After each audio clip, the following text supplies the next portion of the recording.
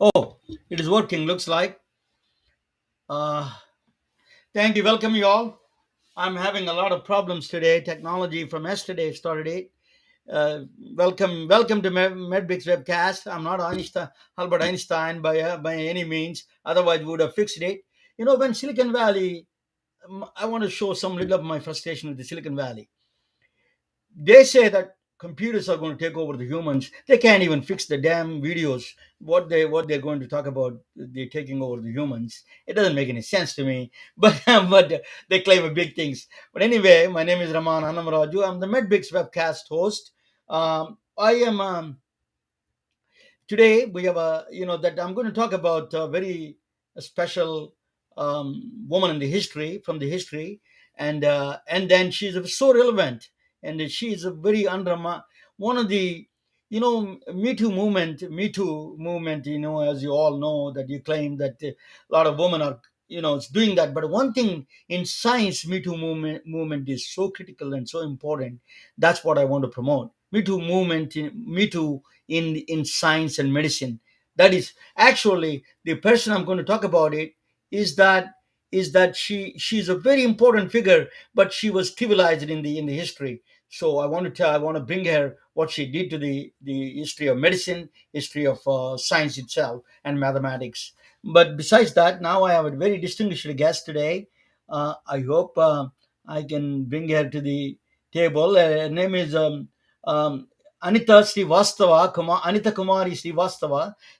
She was a long-time resident of Silicon Valley. She was she is HR director for a major global company, and then she managed 7 countries. She traveled 7 countries. That's she's a long-time friend of mine. Let me bring her. If she's Hey, welcome, Anita. Thank you, Ramana. Yeah, welcome. Tell Appreciate it. me, Yeah. tell me something about your background. Is so far, what kind of a background you have until now? Up to this point, from where you started in Silicon Valley. I know you long time, but just I wanted to get the things in the background side of yours. Sure. So I have been working in Silicon Valley for a while, and I was in the corporate world before. Usually, sometimes managing HR, sometimes managing strategy. And when I was in MBA school, I was doing the recruiting for some companies here. And all my life, I have worked for health, for tech world, and I have noticed throughout my life all the mental issues people face when they are running from one meeting to another. They're trying to balance work and life, and they are trying to not getting enough time with all the deliverables and all the deadlines they have. And so I was on the other side of the table before, and now that's inspired me to go ahead and create Happiness Factors, where we offer solutions at the touch of a fingertips wherever and whenever someone needs it. So happiness is one of the very interesting aspect. Mhm. It has a very different. One of the things is one of the countries that actually part of the GDP. Bhutan is considered Yeah. happiness as a part of the GDP factor. They Uh-huh. they consider that it's one of Yeah. the parameters and the for the GDP. So most of the countries don't even count what is happiness is. What is the definition of happiness in your context? Give me the definition of Yeah. basic So, definition of yeah, first happiness. of all, I would like to offer my accolades to Bhutan for giving importance to where it matters most. Because whether we are doing a job, whether we are doing a career, whether we are having a relationship, ultimately everything is to be happy, right? To feel good. So, in my definition, I would say happiness is when you are grateful even when things do not turn out according to plan. For example, I can give you, like, right now I was supposed to do a lot of pitching and go for lots of meetings, but then suddenly my brother passed away, so I had to take a break. And then once I got back, then I injured my wrist. So that gave me another break. So I wasn't able to do the things. And then talk about technology failure. The day I was supposed to pitch, my drive crashed, so I did not have a pitch to present to the investors. But still, I was grateful for all the learnings it gave me. I was grateful that at least I have the wisdom, or I would say the tools available for me to get over the grief of my brother, to get over the all these bumps which life threw on my way, and to restart and recreate and go and pitch to the investors and do whatever my life throws at me. Because I would say, because if I instead, suppose instead of being grateful, if I was complaining, right, that, oh, see, this happened, then I broke my wrist, and then now my drive crashed, then I would get depressed, right? I would be so unhappy that then I would won't be able to do anything. But because I was in a grateful state and a mentally well state, I was able to recreate my deck from scratch. I was able to recreate my marketing material, and I was able to reach out to people who can help me recover those data from the drive, and get on full on running. Like today only, I have like so many meetings since morning because of that. So I would say, like, being happy helps you get on your path even when life derails you. So you're back to that, right? Yes. I'm from a healthcare background. Yeah. You know, I work with the Yeah. doctors. I work with a lot of healthcare institutions and healthcare background I have. So we consider happiness is not a defined in the healthcare. Yes. What they defined is a depression, the sickness they defined Yeah. it. So what is different happiness? You're defining exactly opposite spectrum of the sickness, which is Yes. happiness. So Yes. tell us how that different from the opposite of the depression is a happiness. I would say, see, the way the healthcare is structured here is more for symptom relief rather than making you feel healthy overall. And I have several examples, like I can talk 2 days about that. So I would say that they focus on depression as some kind of ailment which is mind altering, and they prescribe medications for that. But as far as I would say happiness is concerned, if you have put the proper routine in place, like if you practice yoga daily or meditate every day or be grateful for whatever you have in life, right? Even like breathing, because many people did not wake up today, right? So it can be as simple as breathing. And if you are able to have enough support system or have relationships with family and friends, I would say they all create happiness. And if you create these healthy life systems and eat healthy, exercise a little, even take a nature walk, I would say then you won't even get into that mm, phase called depression, which is clinically called depression, right? Because even if someone is depressed, if you see, there is some trauma associated with that depression, right? Either something happened in their life or some loved one's life. Like many people get depressed if someone close to them even passes away, or sometimes people get depressed because people did not make friends with them, like especially the teenagers. So I would say, like, those things should not be considered that clinical a depression, and they should be given more holistic methodologies to get over it, because once they are prescribed medication, sometimes the side effects is more severe than the depression itself. Like I can give you an example of one of my friends' son, who was a straight A student throughout his life, got into Ivy League school, got two offers from very good companies, but he got anxiety in school, and so took the medication, whatever he got, right, without asking his parents. And because of that, now his mind is so altered permanently, he can't function as a human being. He always needs support. So imagine like a life, bright life destroyed. So I think they should think twice before giving all those medications which alter the mind forever. So, if I understand you correctly, your methodology is that happiness is a technique rather to be happy. You know, just to, today now I'm having a lot of problems with the technology. I get frustrated. So you're saying there is a techniques that you follow to be happy. There is like a practice of is it a practice being happy? Oh, you're frozen. Yeah. I'm going to solve this problem, sir. I'm. This is a lot of problems I have. I don't know why, but you know, you need to. She needs to go back and join again. No, she. I lost her. Something is going on with. I'm going to change the computer next week. Sorry, I will not. I will. It will not happen. I'm going to jump into the. I'm going to jump into my presentation. I think I lost Anita in this one. I hope she will rejoin back at the end.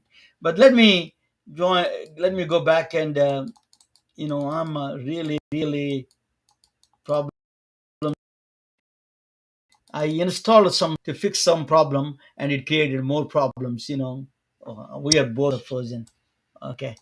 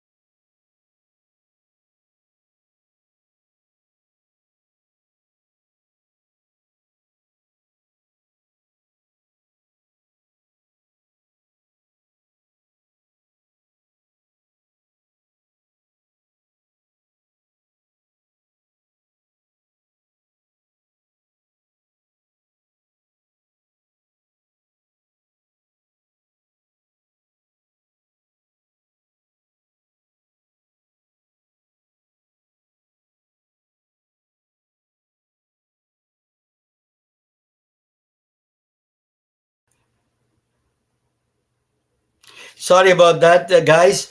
It is the first time happened. I promise you next week it will not happen. A very important guest, but I will wait Anita to join again. Sorry about this. Uh, it is it is just challenging. First time happened. I just the technology, we have to consider that it's not perfect. Whatever Elon Musk is talking nonsense, because I tell you, because he said that he claimed that we're going to have the automatic car within a self-driven car, autonomous car. Long time ago, it didn't have it. Um, it didn't have it, and it is calling again. So. Uh,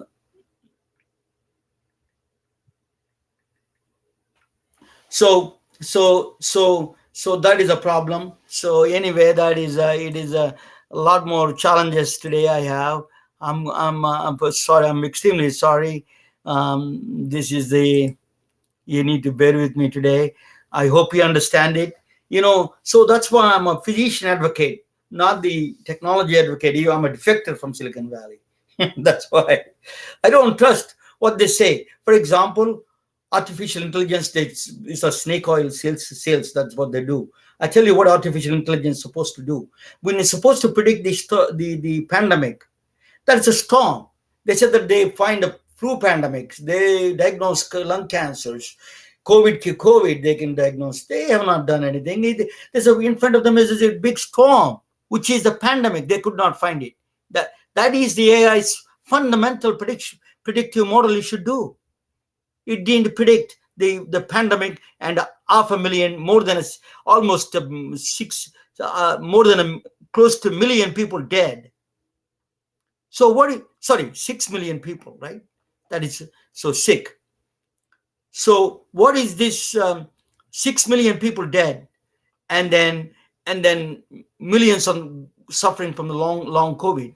So claiming something is Silicon Valley is very good in selling this. We need to watch the technology with all the skepticism, because I'm a little bit upset about them, because today the problems I have, but we will solve it.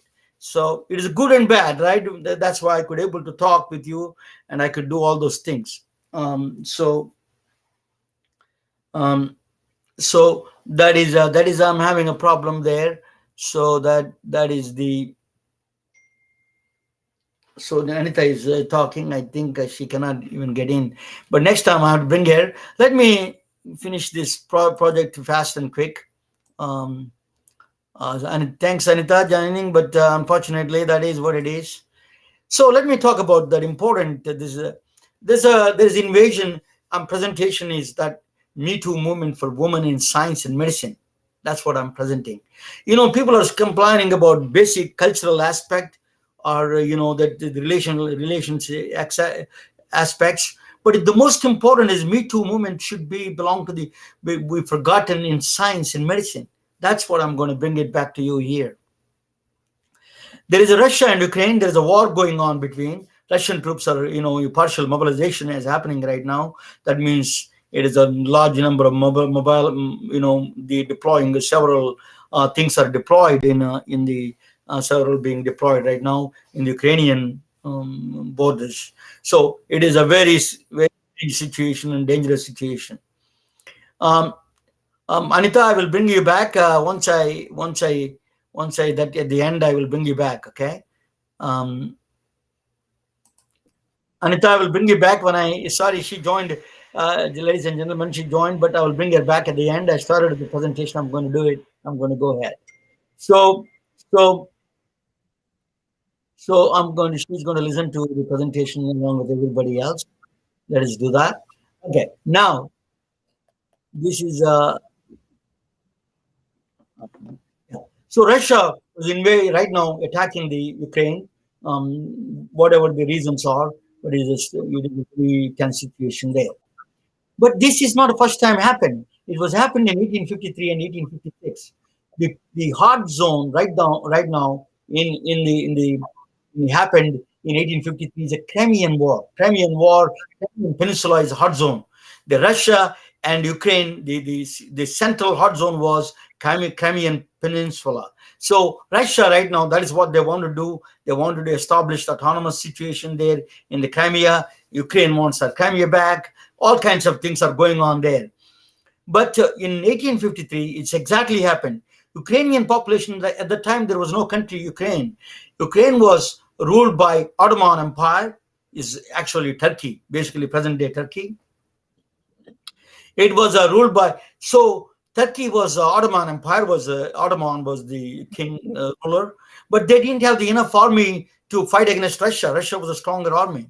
So they didn't have enough, so they asked England to help them, England and France. So English came to rescue to the Turkish Ottoman Empire because to against the Russians. The reason was one of the reason English went into war against Russia in 1853 in the Crimean War was because of India. They are afraid India was a prized position for England, and they are afraid that Russia is going to occupy India.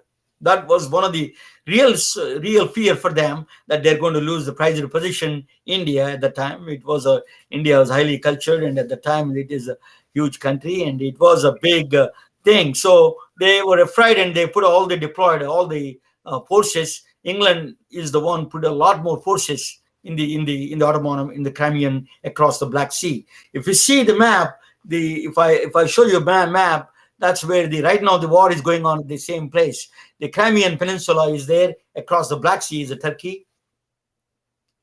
So that was the war going. That is a war in 1850, the Crimean War.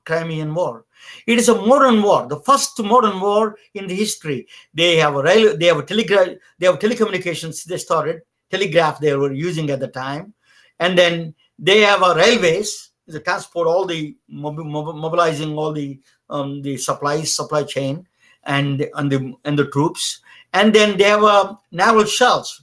These are huge shells. They can blast off into other. So it's kind of a modern war, first modern war in the human civilization, in fact. So the destructive forces are very first time it joined in the process. Then England, what happened was it is a logistical, medical, tactical failure. It was a failure on all fronts. Russians, I tell you, the 500,000 people dead and a massive number of injured. Remember, this is in 1853. 500,000 is like 10 million, probably, for right the extrapolate the population. It is that many people die. Okay, so mostly. But what is the surprising thing? They did not die from the war. Mostly dead from the diseases. It's a medical failure. Crimean War was a medical failure, not a tactical. Not a military failure. It's a medical failure. The first time humanity recognized, the countries recognized medical aspects of the war. That's the first time they realized that part. That's where the Florence Nightingale is the one that I'm going to talk about. She was born in 1820. She's 90. She died in 1910. She lived a long life, but a privileged intellect. She came from a very aristocratic family from England. She's a global citizen. She was born in Italy, in Florence. That's why she got the name Florence. She was born in Florence, actually, and then she's a British origin, Her father was a diplomat there in Italy, and she went to school in Germany. She studied nursing. Nursing was not a popular at the time. It's a menial kind of a job. Nursing is never considered at the time any professional job. That is a very menial, man is a laborious labor kind of a job that was very looked down upon. So but she went to Germany, Kaiserwerth Hospital, Lutheran Hospital. She went to residency there. So she really did she did the program in nursing. But when she was growing up, she learned a lot of mathematics actually. So that is a so what she did was she took she graduated from the German medical the nursing school, and then she was from aristocratic family. She took a huge nursing team, 38 members of the nurses from her school and from England. She took to Crimean War, in the front lines of the Crimean War. She took them to, all of them deployed there. Then she was horrified to see the conditions. That she arrived at 21st October 1854. She arrived in Istanbul. That's present day Istanbul, Turkey. She arrived with the 38 nurses to Istanbul in 1854. Okay, so she deployed the medical team, but it is she was horrified to see the medical conditions, all the usual suspects of the deaths, typhoid, typhus, cholera, malaria are all killing. 25% of the deaths, not in the war, is because of the injuries and the diseases, because of the diseases that people are dying. So that is one thing she understood. She has a very statistical background. She's learned statistics until then is on the tables. They were running a lot of tables in statistics. She learned from her father, and there is a mathematics teacher she is a home studied statistics and mathematics. She's a very good student of mathematics. So what she did was she saw the horrified conditions in the Crimean War and in Istanbul. Then what she did was she created a pie chart. First time she popularized the pie chart. Okay, so nobody knows until that pie chart was invented by somebody. He was an unknown guy, nobody famous. She single-handedly made the famous pie chart. Nobody knows. Actually, she created her own chart. It's called a Rhodes chart. Rhodes chart is a circular diagram. It's like a piece of pie. You see that. What she showed in that pie chart is a very astonishing. What she was showing. She created a first visualization of the data analytics. She created first time. What she was, all the green, all the blue things you're seeing, and the inside that you see the pink color, they're actual deaths from the war itself, from the injuries from the war.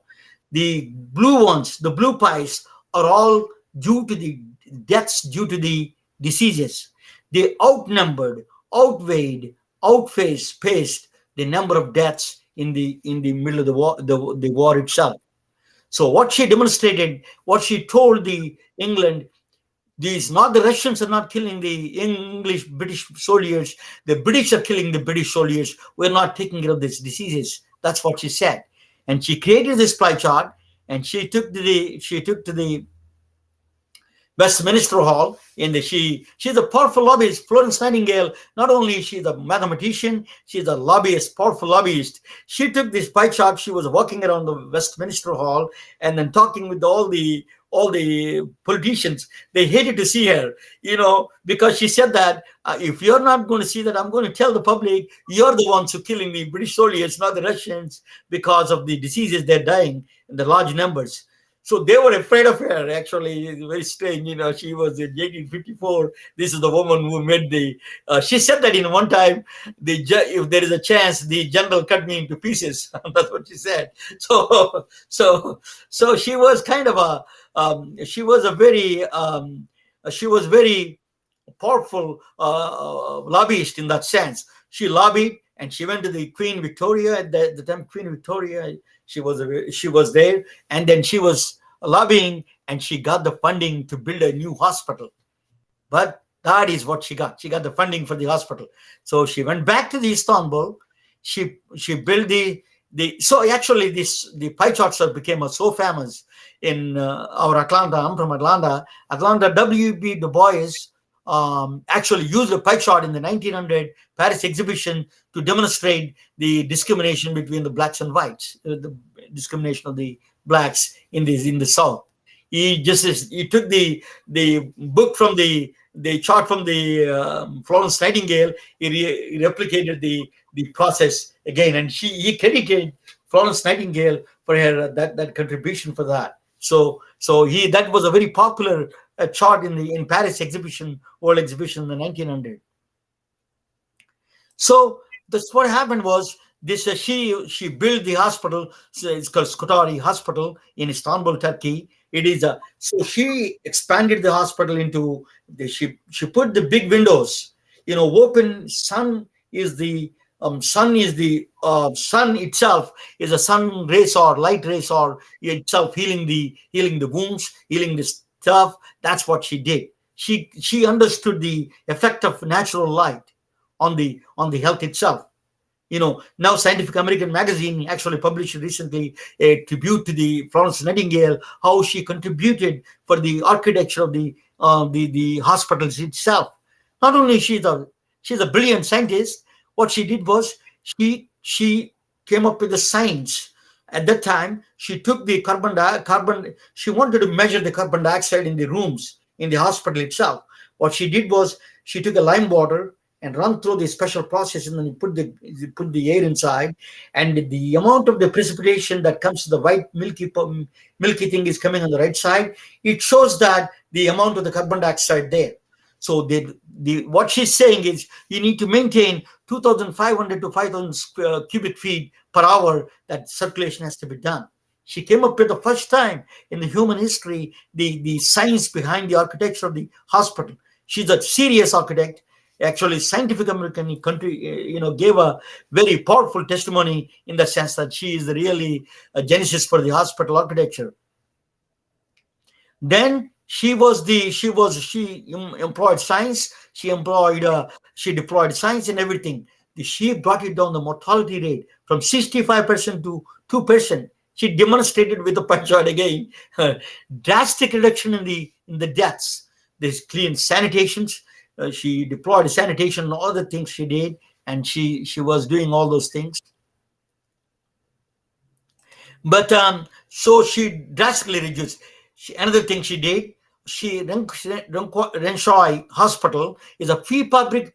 She was the first woman who instrumental in helping free fabricated hospital, field hospital. At the time, there is no concept of field hospital. She came up with a free fabricated hospitals. They made it in England. They transported to Turkey, and they deployed right on in the front lines of the war. So that is it. That's what the power of the nine. She's a prolific writer. She's Florence Nightingale. She wrote two books. Notes on nursing, notes to the hospitals. She told exactly what his hospital should look like. Chumroy Hospital in Richmond, Virginia, followed that exactly the notes from the Florence Nightingale text. They followed it and they built the hospital based on Florence Nightingale principles. So she's a prolific writer. She became the genesis for all the nursing. Not only nursing, she became architect for all the hospitals. So during the Civil War, in the United States, both sides, Confederate and Union, followed her. She supplied to both of them, and then she said that you need to follow certain rules of the hospital architecture and the principles of nursing nursing the wounded soldiers. So after that, then she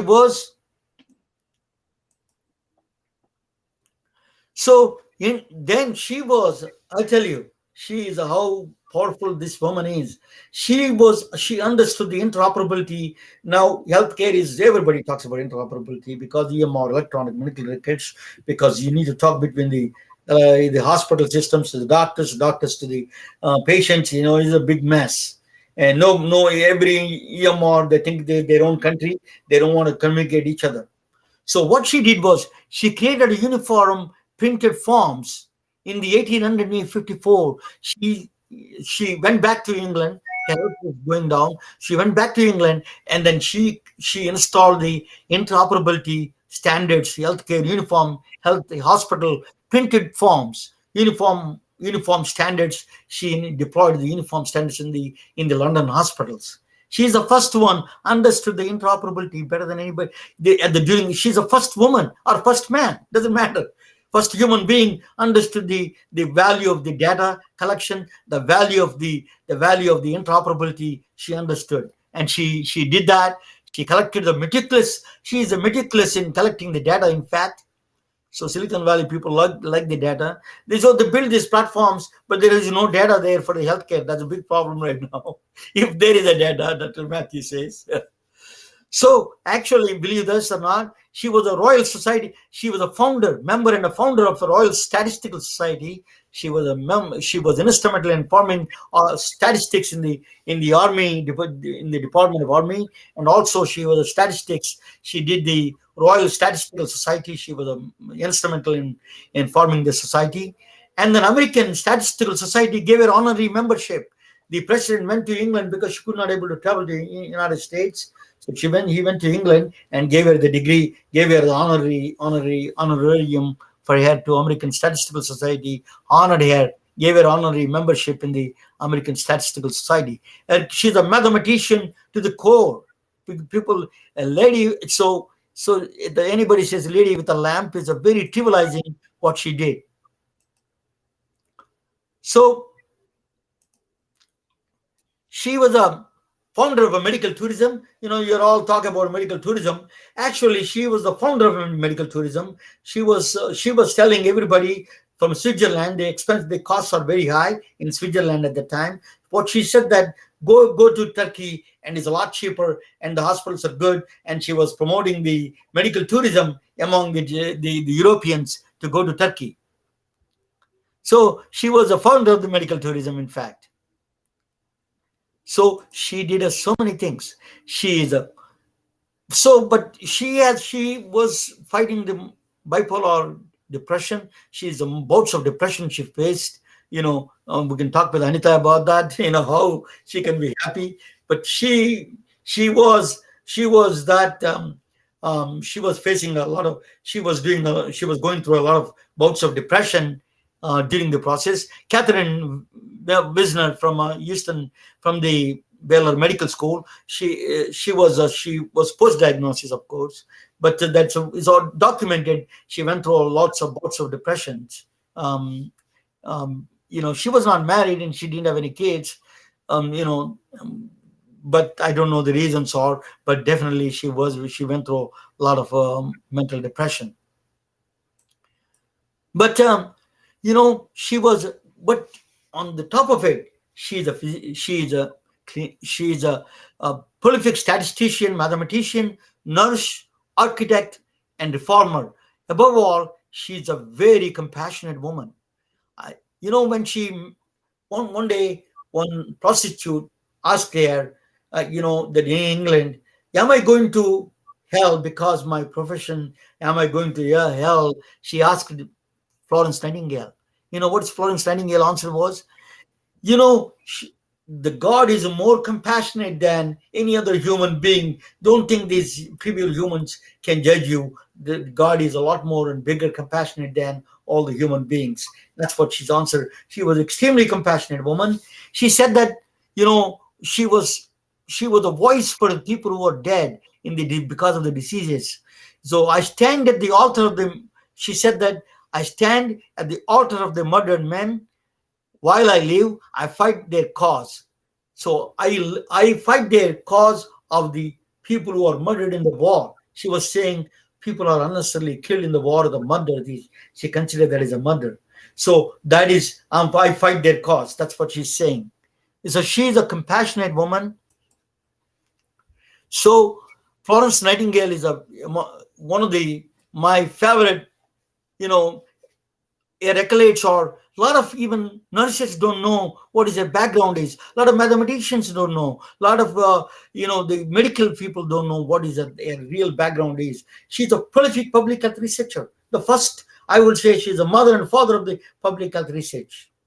She collected a meticulous data. She created interoperability systems. I think we need to pay tribute to the Florence Nightingale. I want to bring her into the, not just a lamp, she's a lady with a lamp, very trivializing one of the most powerful women in the history of medicine. I think we need to follow we need to give her accolades on that for her. She truly deserves it. Thank you for watching. And I'm going to bring Anita. We missed it. We had a technical problem. Sorry, I have a, I tell you what I'm going on. Today, to fix one problem, I created too many problems. The first time happened. I'm extremely sorry about this.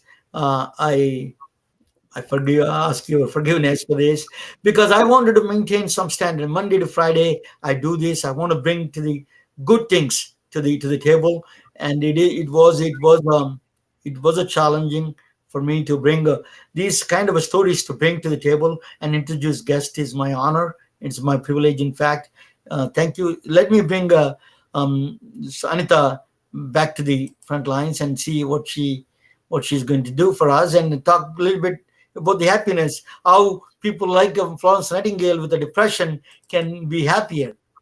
Let me. Yeah, sure. Thank you, Ramana. I would say that because she saw so many people killed, not just with war, but also with the diseases you mentioned, right? Like typhoid, cholera, and all. So that must have gotten her depressed. Like these people did not need to die, right? Correct. And That's it. yeah, and also I think in those days women didn't have equal rights to men, because even the voting rights for women, at least in the US, came in 1970 or something, right? So I think maybe people didn't give her research and her studies that much importance as they would have if she was a man in those days, when women didn't have equal rights. I think all those things together for sure will make anyone feel bad, right? Like I'm doing so much research on holistic methodologies for mental wellness, for happiness, for joy. But if when I come up with something concrete which really works and which I see lots of impact, and if others disregard it, then of course I won't feel that good about it, right? So I feel that maybe in her case also, because she was such a very smart woman, super intelligent, highly data oriented, and she had all the facts to back her claims, but I don't think she got enough appreciation for her research and her discoveries till much later, when we got more developed and we started, like you mentioned, right now, like she created even the public hospital system and the care system. She already had the pie chart in those times when it was not even heard of. So those things already show how an extraordinarily intelligent woman she was. Yeah, So I would correct. say, and of course, but I would also like to mention, if she that time, if she had access to some of the holistic methodologies like meditation and yoga, that would have helped her so much more, and she could have helped more her patients also. Like she introduced that light thing in the hospital, right? Coming Have to you? the point, so Yeah. what is your solution for these people who go through the kind of a troubles, who go through the frustrations like me that I went through Yes. Yes. today? What kind of a solutions you gave us, Anita? So I have a whole ecosystem. So depending on the problem, I suggest solutions. So we have app which is available right now in iOS and Android stores called Happiness Factors, where you have an inbuilt guided meditation, a state change, as well as some tips and techniques, and done in a very nice and appealing manner, like gamified version. Who doesn't like to play a game, right? When frustrated. So I would say, like, think about Candy Crush meets mental wellness. So it's very interesting, and I would say, like, for someone who just has little bit of bad mood because of something that happened, like for you, like in your case, like the technology wasn't working right while you were live, so it is frustrating. So I think that the app will do its work, and also the app pulls up different solutions because I have a AI in the back end. So based on your answer, it will pull up a different solution. So you suppose I say, oh, I'm unhappy because I had too much work, and you say I'm unhappy because I'm stressed out, my technology did not work. So we both won't get the same solution. It will be different depending on the problem. And I would say for people who have more major issues, like they have constant mood swings or constant feelings of frustration, maybe more than once per week, they will need more like courses.